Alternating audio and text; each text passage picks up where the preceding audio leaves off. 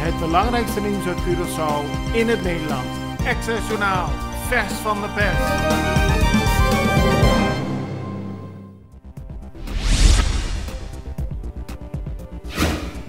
De politie heeft gisteren gereageerd op enkele uitlatingen van de eigenaar van La Tasca.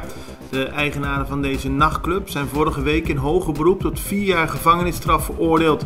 Maar in interviews die ze gaven voordat ze de gevangenis ingingen, hebben ze beschuldigingen geuit tegen enkele politieagenten.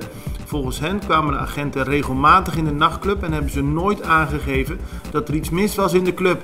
De politie betreurt het dat de eigenaar geen officiële aangifte heeft gedaan, maar gaat wel onderzoeken wat er precies aan de hand is. Indien nodig zullen er stappen tegen de agenten worden genomen, aldus de politie.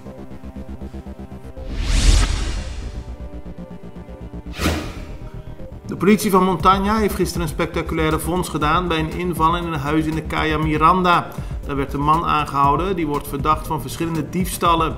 In het huis lagen 15 laptops en tablets, allemaal gestolen spullen volgens de politie.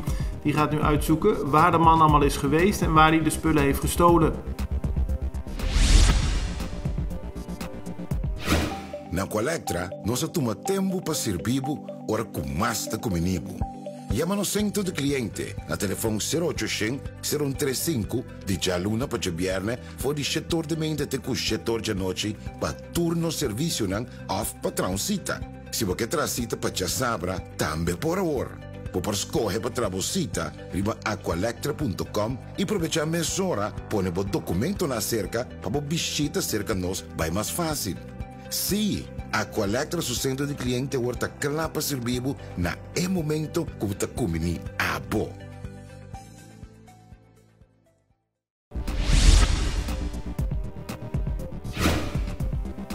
Op het moment dat de politie een inval deed in het huis aan de Calle Miranda, zagen ze dat er bij de buren van de inbreker ook iets niet in orde was. De politie ging een kijkje nemen en trof een marihuana-plantage aan. De politie heeft 2 mannen gearresteerd en heeft de planten in beslag genomen.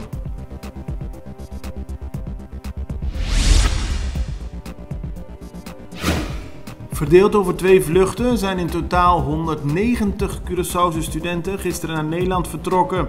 Deze beurzalen gaan via SSC.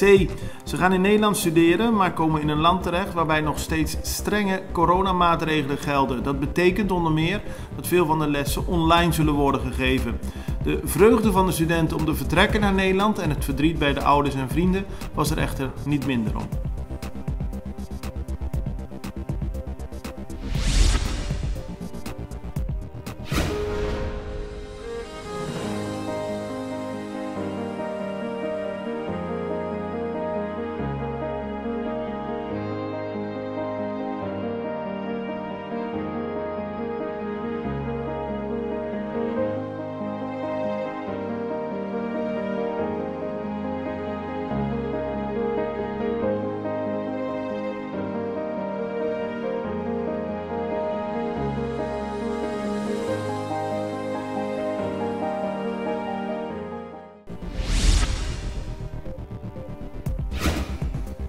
Volgens epidemioloog Dr. Izzy Gesterbloed zijn de meeste personen die de afgelopen periode besmet zijn geraakt ofwel jongeren ofwel mensen die zich niet hebben laten vaccineren.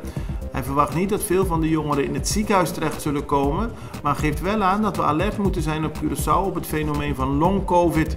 Dat betekent dat sommige covid-patiënten langdurig klachten zullen blijven houden. Vanaf het begin af aan moeten we daarnaar kijken, aldus Gesterbloed.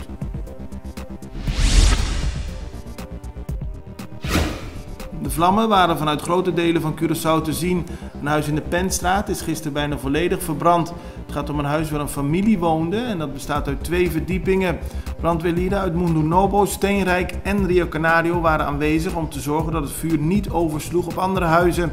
De brandweer onderzoekt nu wat de oorzaak van de brand is. Er zijn geen gewonden gevallen.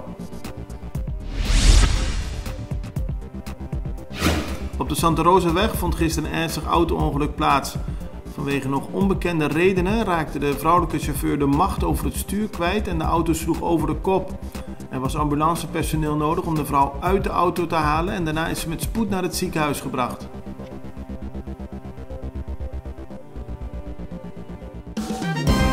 Het belangrijkste nieuws uit Curaçao in het Nederland. Access Journaal, vers van de pers.